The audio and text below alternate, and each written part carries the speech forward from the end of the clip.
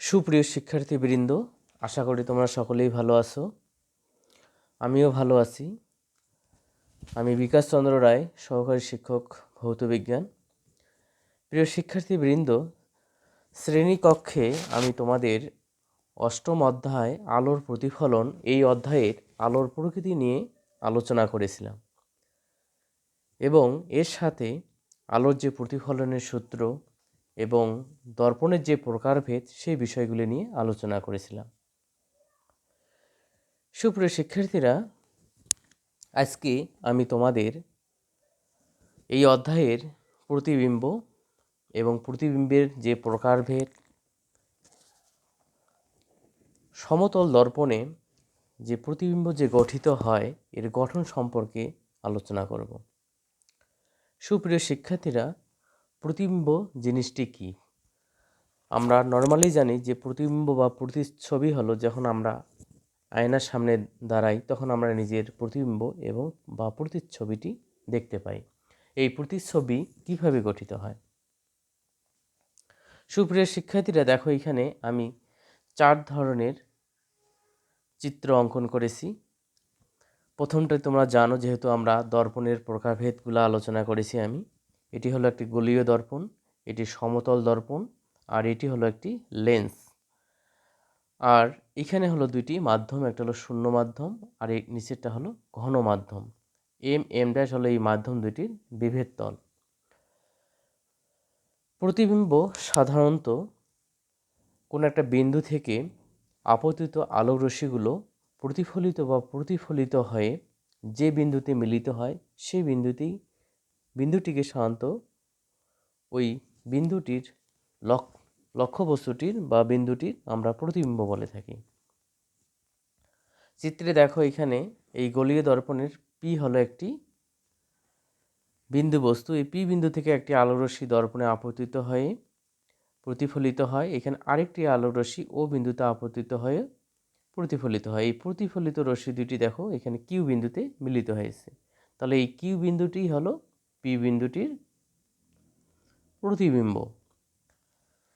এখানে দেখো এই রশ্মিটি সমান্তরালে আপতিত হয়েছে, হওয়ার পরে এই প্রধান অক্ষ দিয়ে প্রতিফলিত হয়েছে। আরেকটি আলো রশ্মি দেখো এটা যে কোণে আপতিত হয়েছে সেই কোণেই প্রতিফলিত হয়েছে, ফলে দেখা যাচ্ছে যে এখানে কিউ বিন্দুতে মিলিত হয়েছে। তাহলে এই কিউ বিন্দুটি হলো পি বিন্দুর প্রতিবিম্ব।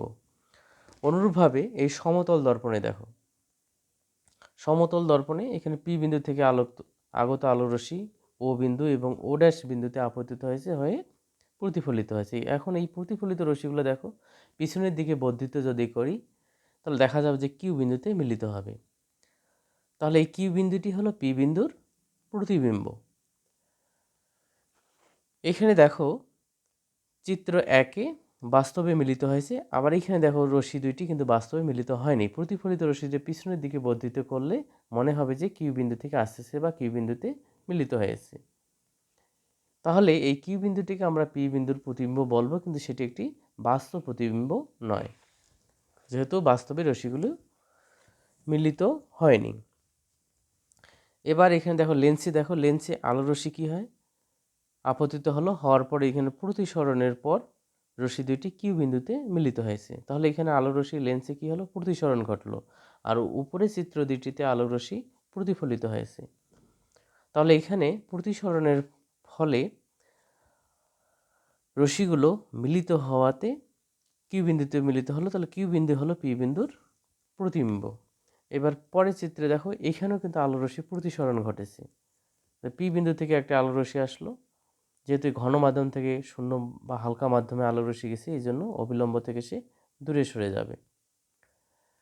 আবার পি বিন্দু থেকে একটা আলো রশ্মি সোজা তির্যকভাবে যদি আপতিত হয়, সোজাভাবে আপতিত হয় লম্ব বরাবর, তাহলে আমরা জানি সেই রশ্মিটি লম্ব বরাবরই কিন্তু প্রতিসরিত হবে। তাহলে এখন প্রতিফলিত রশ্মি দুটি দেখো বা প্রতিসরিত রশ্মি দুটি দেখো পিছনের দিকে বাড়াও, এটাও পিছনের দিকে বাড়াও, দেখা যাবে যে কিউ বিন্দুতে মিলিত হলো। তাহলে কিউ বিন্দু হলো পি বিন্দুর একটি প্রতিবিম্ব। তাহলে সুপ্রিয় শিক্ষার্থীরা, আমরা দেখলাম যে আলোক রশ্মির প্রতিফলন বা প্রতিসরণের ফলেই কিন্তু প্রতিবিম্ব গঠিত হয়। তাহলে প্রতিবিম্বের সংজ্ঞাটি হবে এরকম যে কোনো বিন্দু থেকে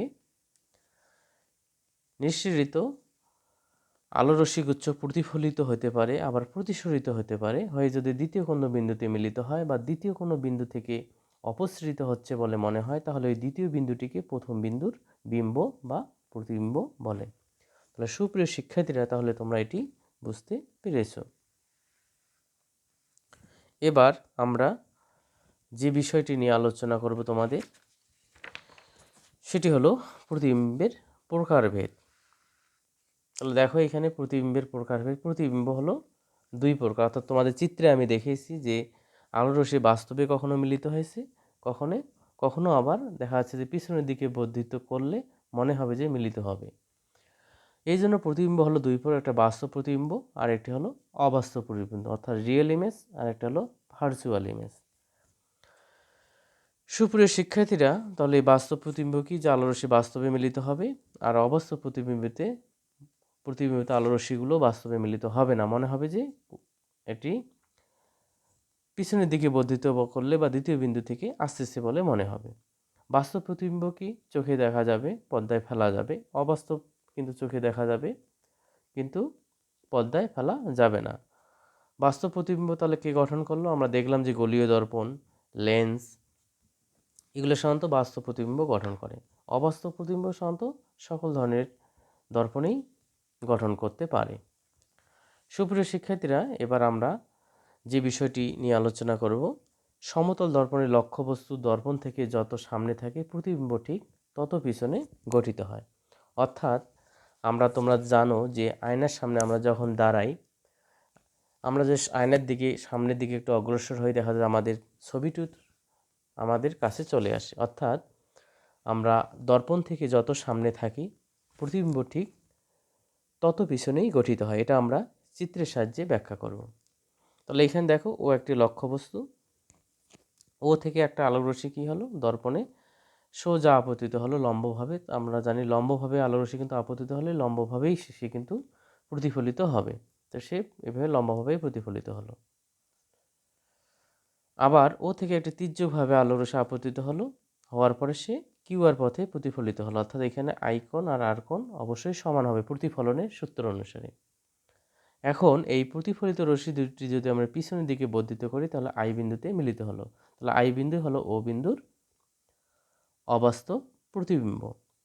এখন দেখো, আমাদের এখানে প্রমাণ করতে হবে যে দর্পণ থেকে ও বিন্দু যত দূরে আছে, এই দর্পণ থেকে আই বিন্দু ঠিক তত পিছনে আছে। তাহলে এখন দেখো এইখানে যদি আমরা কিউ এন আর কি টি ও টি, এটা কিন্তু সমান্তরাল। এটা যদি সমান্তরাল হয় তাহলে ও কিউ হলো এদের ছেদক। তাহলে এই কোণটা যদি আই হয় তাহলে এটাও আই হবে, একান্তর কোণ। অনুরূপভাবে আইও সমান্তরাল যদি কিউ এন হয় তাহলে আমাদের আই কিউ হলো ছেদক। অর্থাৎ এই ক্ষেত্রে আর কোণ হবে এটার সমান, অর্থাৎ এই দুটি হলো অনুরূপ কোণ, অর্থাৎ আর কোণ এটা হবে আর কোণ। এখন প্রতিফলনের সূত্র অনুসারে আমরা কি জানি যে আই কোণ আর আর কোণ সমান, অর্থাৎ এই দুইটি কোণ তাহলে সমান হলো। এখন দেখো এখানে ত্রিভুজ দুইটা হয়ে গেছে, যে এটা একটা ত্রিভুজ, আবার দর্পণের এই পাশে একটা ত্রিভুজ। তাহলে এই দুইটা ত্রিভুজের মধ্যে আমরা কি পেলাম? যে এই কোণ আর এই কোণ সমান, আর এটা কি উভয় ত্রিভুজের সাধারণ বাহু। আবার এই দুইটা কি? এই দুইটা কোণ হলো লম্ব, অর্থাৎ O T Q I T Q সমান সমান এক সমকোণ। আমরা জানি যে কোনো ত্রিভুজের যদি তিনটি করে পার্ট সমান হয়, যে তিনটা করে কোণ ব্যতীত, দুইটি বাহু একটি কোণ দুইটি বাহু, এরকম তিনটি কোণেই সমান এরকম নয়, তাহলে আমরা ত্রিভুজ দুটিকে সর্বসম বলতে পারি। তাহলে এই দুইটা ত্রিভুজ সর্বসম। ত্রিভুজ দুটি যদি সর্বসম হয় তাহলে আমরা অবশ্যই বলতে পারবো এই বাহু আর এই বাহুটি সমান, অর্থাৎ ওটি আর টিআই সমান। সুতরাং আমরা বলতে পারি যে দর্পণ থেকে ও বিন্দু যত সামনে আছে প্রতিবিম্ব ঠিক তত পিছনে গঠিত হয়েছে। সুপ্রিয় শিক্ষার্থীরা, এখন যে বিষয়টি নিয়ে আলোচনা করব আমি আজকের আমার ক্লাসের সর্বশেষ এই টপিকসটি, যে সমতল দর্পণের সৃষ্ট প্রতিবিম্বটা কি হয়? লক্ষ্যবস্তু সমান, সোজা এবং অবস্থাভ হবে। দেখো এটা একটা দর্পণ, সমতল দর্পণ, এর সামনে এক্স এবং ওয়াই একটি লক্ষ্যবস্তু, এর আগে ছিল বিন্দু বস্তু, এবার একটা বিস্তৃত লক্ষ্যবস্তু। এটা থেকে আমরা প্রমাণ করব যে দর্পণ থেকে লক্ষ্যবস্তু কি হবে? লক্ষ্যবস্তুর আকারের সমান হবে এই প্রতিবিম্বটা, এবং সোজা হবে, অর্থাৎ দর্পণের সামনে লক্ষ্যবস্তুটা সোজা হবে, প্রতিবিম্বটাও অর্থাৎ উপরের দিকে, এটা উপরের দিকে, এবং কি হবে যে এটা একটি অবাস্তব প্রতিবিম্ব। তাহলে দেখো এখানে চিত্রে এক্স এবং ওয়াই একটি লক্ষ্যবস্তু। প্রতিবিম্ব গঠনের জন্য কমপক্ষে 2টি রশ্মি লাগে। তাহলে এখানে দেখো, তাহলে এক্স থেকে আলো রশ্মি এখানে আপতিত হয়ে গেছে। এই আলো রশ্মি এখানে দেখো এক্স থেকে সোজা আপতিত হয়ে আবার ওই পথে ব্যাক করবে। আবার ওয়াই থেকে দেখো একটা আলো রশ্মি, এখান থেকে 2টা আলো রশ্মি আপতিত হলো। একটা হলো তোমার পি বিন্দুতে আপতিত হয়ে দর্শকের চোখে পড়লো, আবার ওয়াই থেকে আরেকটা আলো রশ্মি কিউ বিন্দুতে আপতিত হয়ে দর্শকের চোখে পড়লো। এই প্রতিফলিত রশ্মি দুটো পিছনের দিকে যদি আমি বর্ধিত করি, এখানে দেখো এটা বর্ধিত করলে এখানে কোন বিন্দুতে মিলিত হবে, যেখানে ওয়াই বিন্দুতে মিলিত হবে। তাহলে দেখা যাবে, তাহলে আমরা এখানে ইমেজটা কি পেলাম, যে এক্স ড্যাশ এবং তাহলে ওয়াই ড্যাশ হলো এক্স ওয়াইয়ের প্রতিবিম্ব।